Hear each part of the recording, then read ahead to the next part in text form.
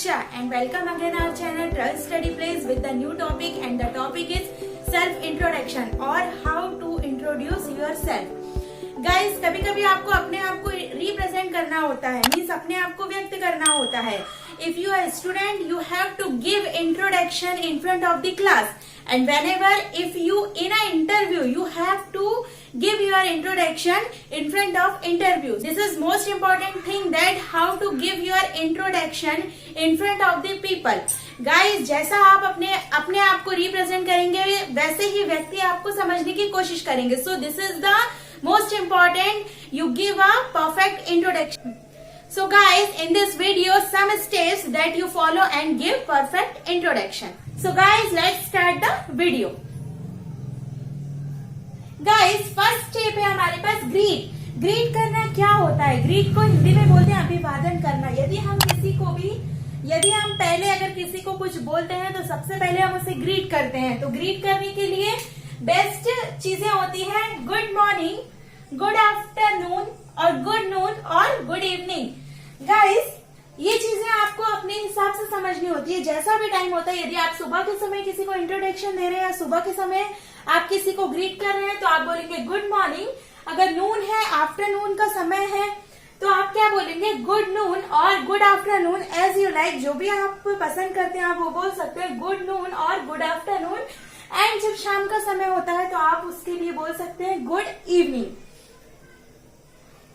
Second होता है हमारा नेम. ग्रीट के बाद हमें अपना इंट्रोडक्शन देना शुरू करना होता है. इसके लिए दिस इज आप यूज कर सकते हैं. आप अपना नाम बताने के लिए यूज कर सकते हैं this is, my name is और आई एम. गाइस, जो भी आपको अच्छा लगता है आप वो यूज कर सकते हैं. मैं आपको एग्जाम्पल के लिए बताती हूँ. दिस इज, जैसे किसी का नाम है राहुल, दिस इज राहुल, ऐसा बोल सकते हैं आप. नेक्स्ट है my name is Rahul, my name is Rahul and I am Rahul. Guys, आप अपना नाम बताने के लिए इसमें से किसी भी सेंटेंस का यूज कर सकते हैं. जैसे मैंने आपको एग्जाम्पल के लिए बताया, this is Rahul, my name is Rahul और आई एम. गाइस, ग्रीट और नेम के बाद थर्ड स्टेप होती है प्लेस की. आपको अपना नाम बताने के बाद आपको ये भी बताना होता है कि आप कहाँ से बिलोंग करते हैं या आप कहाँ पर रहते हैं. तो उसके लिए होते हैं, मैंने 3 सेंटेंस यहाँ पर आपको बता रही हूँ. आई बिलोंग्स टू, उसके लिए आप यूज कर सकते हैं आई बिलोंग्स टू, और आई एम फ्रॉम और आई लिव इन. तीनों में से आप किसी भी सेंटेंस को यूज कर सकते हैं एज यू लाइक. मैं एग्जाम्पल के लिए आपको बताती हूँ. जैसे I belongs to Bombay, I belongs to Bombay. अगर आप आई बिलोंग्स टू बॉम्बे, अगर आप ये यूज नहीं करना चाहते हैं तो आप ये यूज कर सकते हैं आई एम फ्रॉम बॉम्बे. अगर आपको ये भी अच्छा नहीं लग रहा है तो आप ये यूज कर सकते हैं I live in Bombay. Guys, इन तीनों सेंटेंसेस में से मैं आपको बता देना चाहती हूँ, जो आई बिलोंग्स टू है ये बहुत प्रोफेशनली यूज होता है. यदि आप आई बिलोंग्स टू यूज करेंगे तो बहुत ज्यादा प्रोफेशनली लगेगा. प्लेस के बाद हमारी बारी आती है फैमिली. यदि हम प्लेस के बारे में बताते हैं तो फैमिली के बारे में बताना बहुत नीड होता है, बहुत जरूरी होता है. गाइस, अपने इंट्रोडक्शन में फैमिली के बारे में बताना. ये जो एक लाइन है फैमिली के बारे में, मैंने लिखा है in my family apart from my parents and grandparents I have. ये जो लाइन है ये आप बिल्कुल ऐसा कीजिए, आप उसको रट लीजिए या आप इसको बहुत अच्छी तरीके से याद रखना है. जब भी आप अपनी फैमिली के बारे में बताएंगे तो आप ये लाइन जरूर बोलना है आपको, in my family apart from my parents and grandparents I have. इसका मतलब होता है मेरे परिवार में मेरे पेरेंट्स और ग्रैंड पेरेंट्स के अलावा, यदि आपके 2 भाई बहन है, यदि आपके पास एक बड़ा भाई है एक छोटी बहन है, तो उसके लिए आप यूज करेंगे आई हैव एन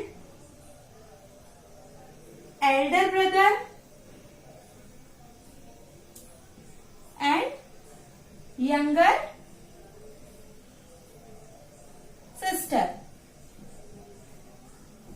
यदि आपके पास 2 सिस्टर्स हैं तो उसके लिए आप यूज करेंगे, 2 छोटी बहनें हैं या बड़ी बहनें हैं तो आप यूज करेंगे आई हैव 2 यंगर सिस्टर।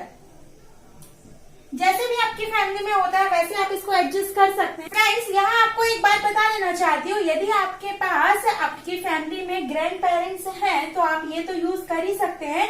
यदि आपके पास ग्रैंड पेरेंट्स नहीं हैं तो आप इस वर्ड को हटा भी सकते हैं, इस वर्ड को रिप्लेस भी कर सकते हैं। In my family, apart from my parents, I have this. Guys, family का इंट्रोडक्शन देने के बाद आपकी बारी आती है, जो मोस्ट इम्पोर्टेंट थिंग होती है वो होता है आपका क्वालिफिकेशन। आपके क्वालिफिकेशन को आप अपने आप में कैसे बता सकते हो, उसके लिए मैंने कुछ स्टेप्स लिखी है, मैं आपको बताती हूँ। आई एम इन क्लास, जैसे यदि आप अपनी क्लास में इंट्रोडक्शन दे रहे हैं, यदि आप स्कूल स्टूडेंट है तो आप क्या यूज कर सकते हैं, आई एम इन क्लास। यदि आप क्लास, मान लीजिए यदि आप क्लास 5th में हैं तो आप क्लास 5 यूज करेंगे, आई एम इन क्लास 5। आप यहाँ पर 5th यूज नहीं कर सकते, बिकॉज अगर आप ये यूज करेंगे तो ग्रामेटिकली इनकरेक्ट हो जाएगा। इस चीज का यूज आप नेक्स्ट सेंटेंस में कर सकते हैं, I am in 5th standard.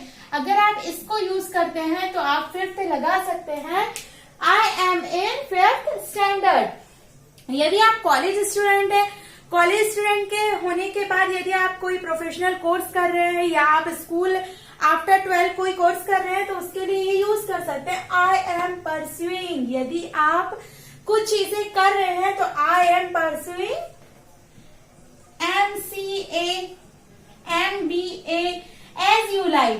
जो भी आप कर रहे हैं आप इसको यहाँ पर पुट कर सकते हैं, आई एम परस्यूइंग MCA और MBA। या आप ये भी बोल सकते हैं, I am in BSc 5th year. जो भी आप कर रहे हैं आप वो यहाँ पर पुट कर सकते हैं। गाइस, इन 4 स्टेप्स में से जो भी आपको लगता है आप वो चीज यहाँ पर पुट कर सकते हैं। इसके बाद बारी आती है एक्सपीरियंस की। यदि आप जॉब से रिलेटेड है, ये एक्सपीरियंस वाला जो पॉइंट होता है ये स्टूडेंट्स के ऊपर अलाउड नहीं होता है, बिकॉज यदि आप एक स्टूडेंट है तो आपको एक्सपीरियंस का तो कोई सवाल ही नहीं उठता। एक्सपीरियंस वाला जो पॉइंट होता है वो एक, यदि आप इंटरव्यू देने जा रहे हैं, जॉब के लिए क्वालिफाई करना चाहते हैं तो इसलिए यूज हो सकता है। यदि आप एक्सपीरियंस में बात करें तो यदि आप फ्रेशर है, आपको कोई भी जॉब का एक्सपीरियंस नहीं है तो आप बोल सकते हैं, आई एम अ फ्रेशर। मान लीजिए आपने किसी कंपनी में काम किया है या आप वर्कर रह चुके हैं तो आप बोल सकते हैं, I have 2 years experience in that company. आप कंपनी का नाम यहाँ पर ऐड कर सकते हैं। अगर आप चाहते हैं कि आप अपने पोजीशन का नाम भी ऐड करें तो आप वो भी इसमें कर सकते हैं। चलिए गाइस, इन सब के बाद बारी आती है आपकी सबसे मेन चीज होती है जो आपकी हॉबी होती है। आपको अपनी हॉबी बताना होता है। गाइस, आप इसमें यूज कर सकते हैं माई हॉबी इज, या तो आप यूज कर सकते हैं माई हॉबी इज, या यूज कर सकते हैं आई लव। सपोज मैं यूज कर रही हूँ my hobby is listening music, dancing, reading book, gardening etcetera. जो भी आपकी हॉबी है आप उसको यूज कर सकते हैं। अगर आपकी और हॉबी है तो आप उसमें यूज कर सकते हैं my hobbies are listening music, dancing, reading book, gardening etcetera, as you like. Guys, हमारा इंट्रोडक्शन पूरा होने के बाद हमें उसका एंड करना बहुत ज्यादा इम्पोर्टेंट होता है। यदि किसी ने हमें मौका दिया है तो हमें उसका एंड करना जरूरी होता है। तो उसके लिए एंड की बारी आती है, तो एंड में हम यूज करेंगे दैट्स ऑल अबाउट मी। ये एक लाइन आप याद रख लीजिए, बिल्कुल आपको एंड में ये लाइन बोलना है, that's all about me, thank you. Guys, जो मैंने आपको स्टेप्स बताए हैं, यदि आप इसे फॉलो करके इस तरीके से आप अपना इंट्रोडक्शन देंगे तो आप बहुत ही अच्छा परफेक्ट इंट्रोडक्शन दे सकते हैं। गाइस, यदि आप हमारे चैनल पर नए हैं तो प्लीज चैनल को सब्सक्राइब कीजिए और वीडियो को लाइक कीजिए। Thank you so much.